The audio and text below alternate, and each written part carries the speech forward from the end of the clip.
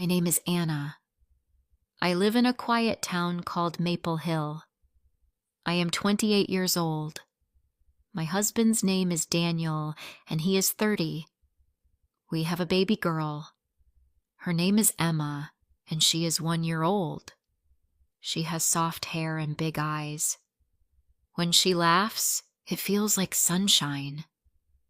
When Daniel and I got married 5 years ago, we did not have much.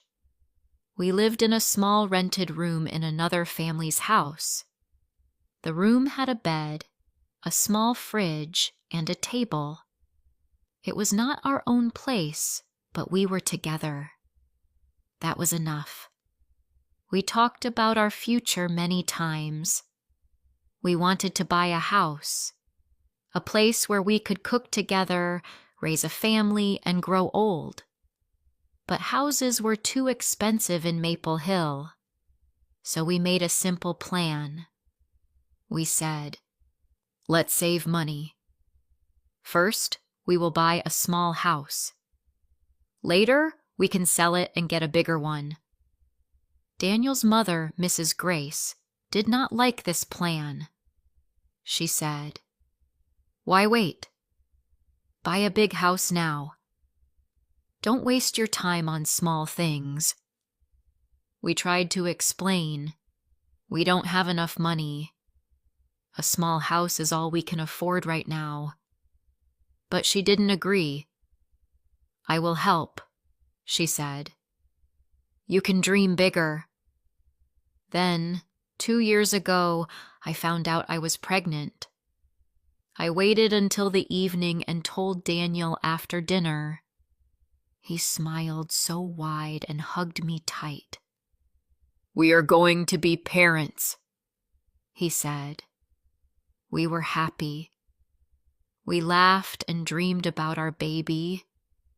At that time, we had saved enough money for a small house. We were ready to buy it. But when we told Mrs. Grace, she had a new plan.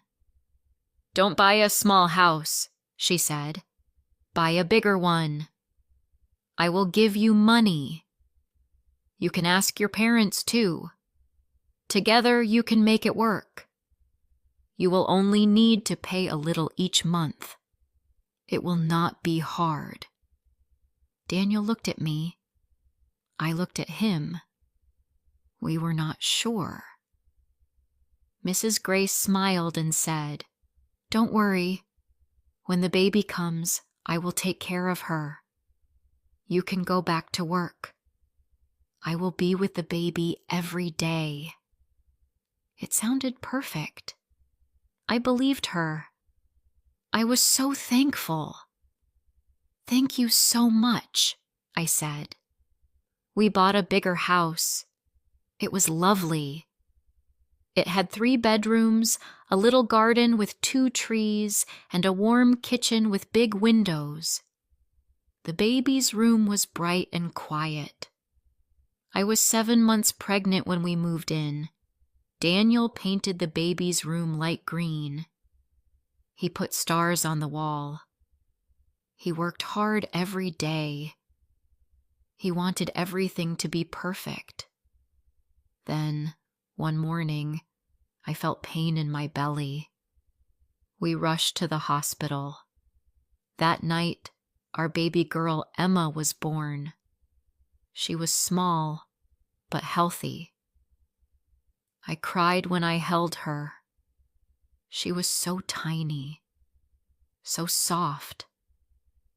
I kissed her on the forehead and whispered, "I love you." I stayed home with Emma for 3 months. Every day was full of baby bottles, diapers, and lullabies.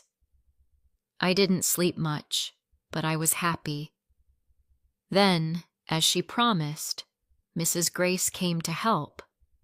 She came every morning at 8:00. I would kiss Emma, say goodbye, and leave for work. Daniel also worked. We both came home in the evening, tired but happy. Mrs. Grace said, "Emma slept today." Or, "She cried, but I gave her a walk and she calmed down." I thanked her every day. Daniel said, "We are lucky to have her." We paid the bank each month. It was a big payment, but we managed. Daniel and I worked. Mrs. Grace stayed with Emma. We thought we had found the perfect plan. But one morning, everything changed. It was a Monday. I had just packed my lunch and was putting on my coat. Mrs. Grace came in and sat on the sofa. She looked at me and said, "Anna, I need to talk to you." I sat down. "Yes?" She looked serious. "I can't take care of Emma anymore. I am tired." I didn't understand. "What do you mean?" she said. "I want to rest now. I want to live my own life. I have helped enough. I can't stay with Emma every day." My heart dropped. "But you promised," I said. "I did help," she replied. "But now I want to go out, meet my friends, and enjoy my time." I felt like crying. "Emma is just 1 year old. She's too young to go to daycare." She said, "I'm sorry, but I can't do this anymore." That night, Daniel and I sat in silence at the table. He said, "What do we do now?" I whispered, "I don't know." I stopped working the next day. I stayed home with Emma. She was happy to have me all day, but I was not happy. I loved my daughter, but I also felt trapped. I missed talking to people. I missed work. I missed myself. Daniel worked long hours. He left at 7 honka and came home at 8 hunquak p. Every evening we ate dinner, played with Emma, and went to bed. We were both tired. We didn't talk much. We just did what we had to do. I called Mrs. Grace one afternoon. "Can you help? Just 1 or 2 days a week?" I asked. She said, "No, I'm busy. I go to the park now. I take painting classes. I want to enjoy my life." I didn't say anything, but inside I felt hurt. Why did she promise if she was going to stop? Why did she make us believe we could handle this? I called my friend Mira. She had a baby boy. I told her everything. She said, "Anna, it is not easy, but you are strong. You will find a way." Her words helped me a little. She said, "Maybe ask Daniel's parents. Maybe they can help." I thought about it. Maybe that was the next step. Before I share the rest of my story, I want to ask you something. Where are you listening from? It gives me strength to know someone is hearing my words, someone who understands. Please tell me in the comments. I would really love to know. That weekend, Daniel and I went to visit his parents. They lived about 30 minutes away from us. Their house was small but cozy. They were always kind to me. We brought lunch with us, chicken sandwiches and apple pie. Emma sat in her little chair and clapped her hands when she saw her grandparents. They smiled and kissed her forehead. After lunch, I looked at Daniel. He gave a small sigh. Then I spoke. "Mom, Dad, I said. "We need some help." They looked at me and listened. My mom can't take care of Emma anymore. I had to stop working. It's hard now. Daniel works all day. I stay home with Emma. We are very tired. We don't know what to do. Daniel's mother touched my hand. We love Emma. What kind of help do you need? Even 1 or 2 days a week would help, I said, so I can rest a little, or maybe find a small job from home. They looked at each other. Then Daniel's father said, "We are old now. We get tired quickly, but we can come on weekends. We can take care of Emma for a few hours." I smiled. "Thank you. That would really help." Daniel smiled too. We felt a little lighter. A small bit of help felt like a big gift. The next few weeks were still hard. I took care of Emma every day. She cried when she was hungry. She laughed when I made funny faces. She pulled my hair when I tried to rest.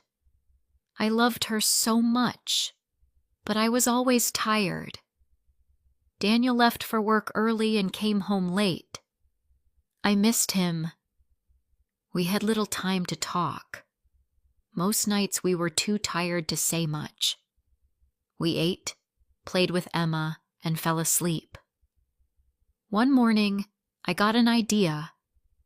I thought, maybe I can work from home. Just a few hours a day. Something small. When Emma took her afternoon nap, I opened the laptop. I looked online for part-time jobs. Most jobs needed special skills, but I kept looking. After a few days, I found some simple tasks: writing short texts, checking documents, answering emails. I applied to 3 small jobs. One of them said yes. They wanted me to write short stories for children. I was excited. I wrote when Emma slept. Sometimes at night, sometimes in the early morning. The pay was small, but it was something. It made me feel useful again. I told Daniel, "I found a small job." He smiled and kissed my forehead. "I'm proud of you." That weekend, his parents came again. They played with Emma while I rested. I closed my eyes for 20 minutes. It felt like gold, but I still thought about my mother every day. One afternoon, my phone rang. It was her. "Hello, Anna," she said. "How are you?" I wanted to say, "I'm tired. I need your help." But I didn't. "I'm fine," I said. She said, "I went to the park today. I met some new people. I joined a walking group. It's nice." I listened. My hands felt cold.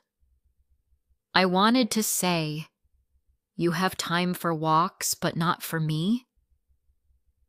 But I stayed quiet. After the call, I cried a little. Emma looked at me and smiled. I picked her up and kissed her. "You're my little sunshine," I whispered. Later that night, Daniel said, "I will try to find a better job. Maybe one with more money." "Do you think it's possible?" I asked. "I'll try," he said. "Even if I work longer hours, at least we can feel less worried." We made a plan. He would look for a better job. I would take care of Emma and keep writing part-time. His parents would help on weekends.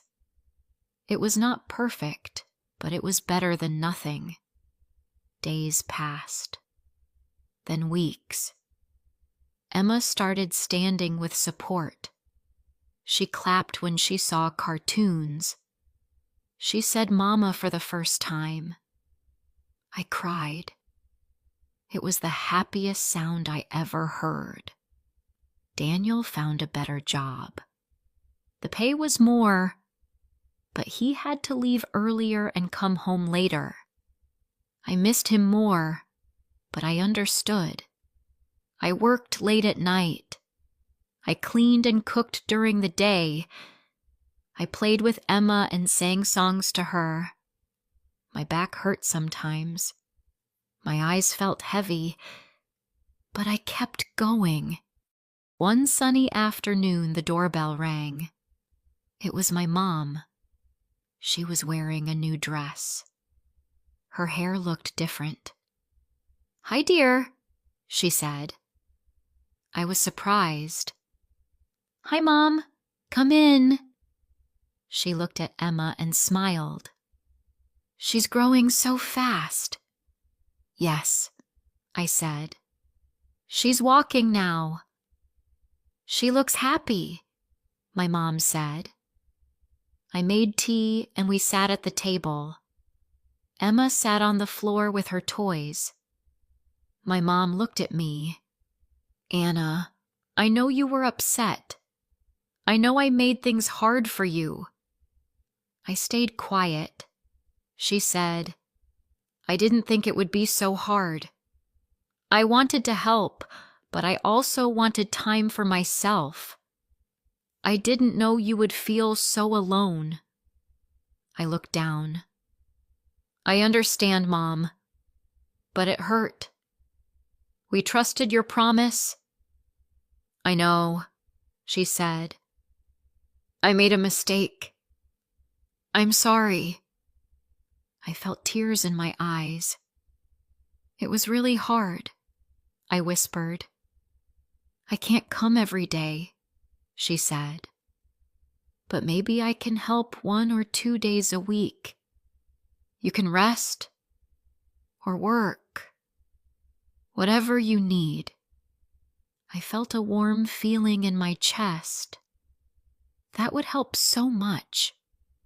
She reached out and held my hand. "I love you, Anna. And I love Emma too." I smiled. "I love you too, Mom." Emma looked up and laughed. We both looked at her and laughed with her. Maybe things were not perfect, but they were getting better. After that day, my mom started visiting us twice a week. On Tuesdays and Fridays, she came in the morning and stayed until the afternoon. She played with Emma, fed her lunch, and sang her songs. Sometimes she brought toys or soft clothes for Emma. My daughter loved her time with Grandma. Those 2 days felt like a gift to me. I used that time to write more for my small job. I also took short naps, cleaned the house, or sat in the garden with tea. For the first time in months, I felt a little free. One afternoon, while Emma was sleeping, I sat with my mom in the kitchen. She said, "You are doing a great job, Anna. I didn't understand it before. Taking care of a baby is very hard." I looked at her. "Yes, Mom. It's the hardest thing I've ever done." She smiled softly. "I was tired before, but maybe I didn't want to face the work again. Now I see how much you needed help." I felt a little sad and happy at the same time. "I'm just glad you're here now," I said. She reached across the table and squeezed my hand. "I'll try to be here when I can." Things were still not easy. Daniel's new job gave us more money, but we saw him less. He left the house when the sky was still dark and came back when Emma was almost asleep. Some nights he walked in with tired eyes and heavy steps. But when he saw Emma's little hands reaching up to him, he smiled every time. He picked her up, kissed her cheek, and said, "I missed you today, little star." We still didn't talk much at night. We were both too tired, but we started writing short notes to each other. I would leave one by the coffee machine. "I'm proud of you." He would leave one near my laptop. "You're doing great." It helped. Even small words can carry a lot of love.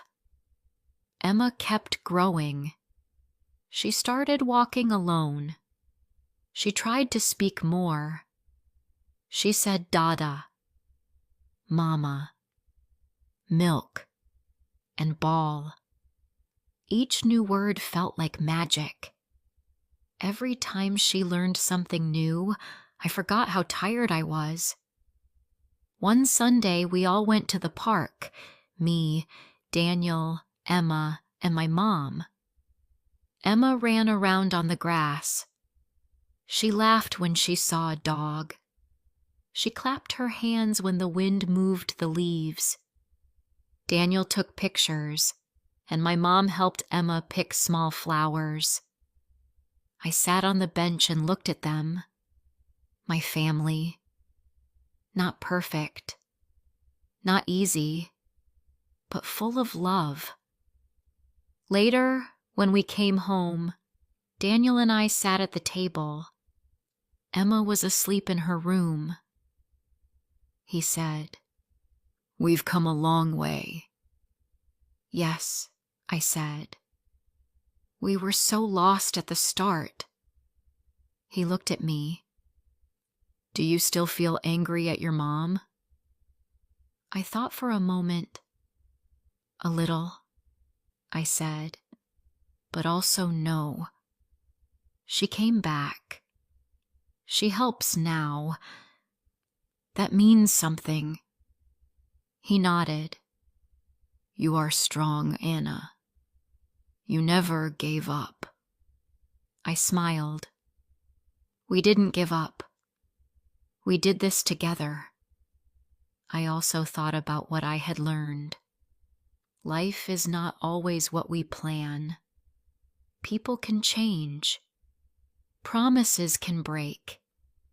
But new paths can open too. I had felt hurt, tired, and lost. But I also found strength I didn't know I had.